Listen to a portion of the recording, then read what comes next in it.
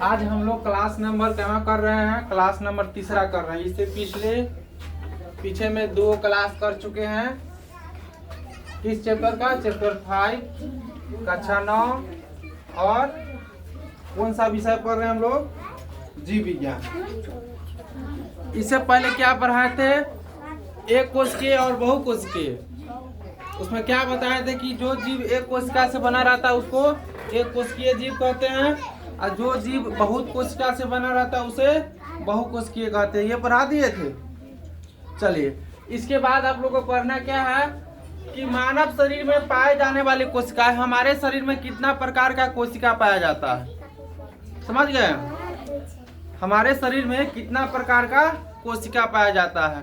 तो वही आप लोग देखते हुए कि 1 नंबर में दिया हुआ है तंत्रिका कोशिका। तंत्रिका कोशिका, इसको इंग्लिश में कहते हैं नर्व सेल। जो हमारे पांव से लेके माथा तक रहता है, ये कोशिका सबसे लंबा कोशिका यही रहता है। अगर तुम्हारे पास कोई कट काटा या कहीं दर्द हुआ तो वही कोशिका के द्वारा, चाहे कहीं चपा गया, घाव हो गया, कहीं चोट लग गया तो उसी कोशिका के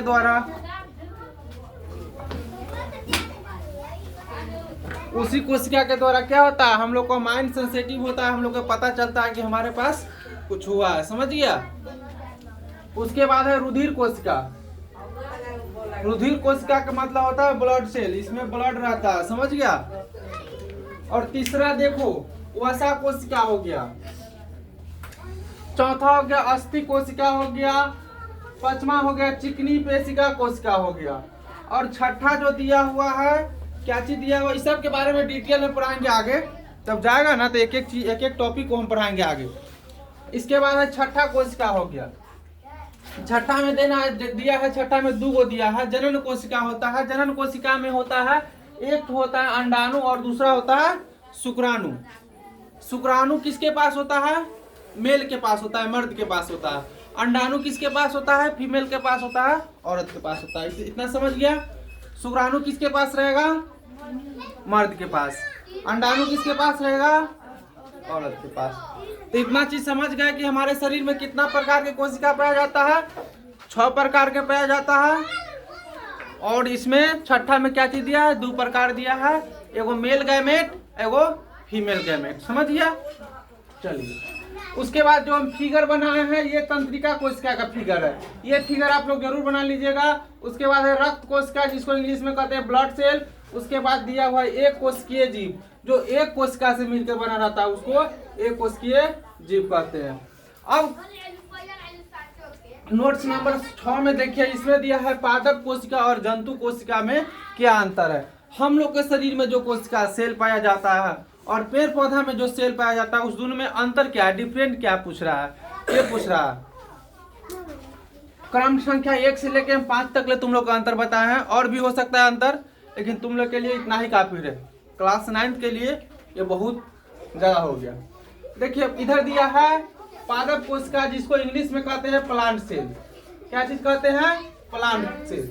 इधर है जंतु कोशिका, जिसको इंग्लिश में कहते हैं एनिमल सेल। इस कोशिका में भित्ति होती है। पादप कोशिका होता है जो पेड़ पौधा में कोशिका पाया जाता है, उसमें क्या होता है?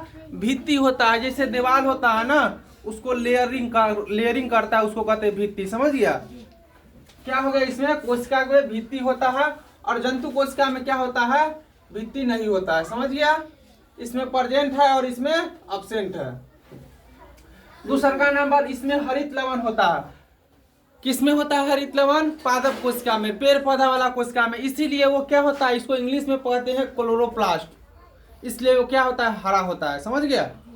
और देखो अब जंतु कोशिका में क्या होता है? हरित लवण नहीं होता है, इसमें अब्सेंट रहता है, इसमें प्रेजेंट रहता है। तीसरा नंबर होता है पादप कोशिका में क्या होती है? प्रकाश संश्लेषण होता है। प्रकाश संश्लेषण कैसे होता है? जो रौदा होता है ना, किरण का जब धूप पड़ता है ना पत्ता पर, उसके द्वारा मिनरल, ये ग्लूकोज, ये सब मिला उला के सब कुछ अपना एक रिएक्शन होता है, जिसको कहते हैं प्रकाश संश्लेषण। जो इसमें प्रकाश संश्लेषण होता है और जंतु कोशिका में प्रकाश संश्लेषण नहीं होता। चलो पादप कोशिका देखो, ये लगभग बड़ा आकार में होता है। हालांकि पेड़ पौधा की साइज कितना होता है? बड़का होता है। तो इसका मतलब हो गया कि इसका कोशिका क्या होगा? बड़ा साइज में होगा।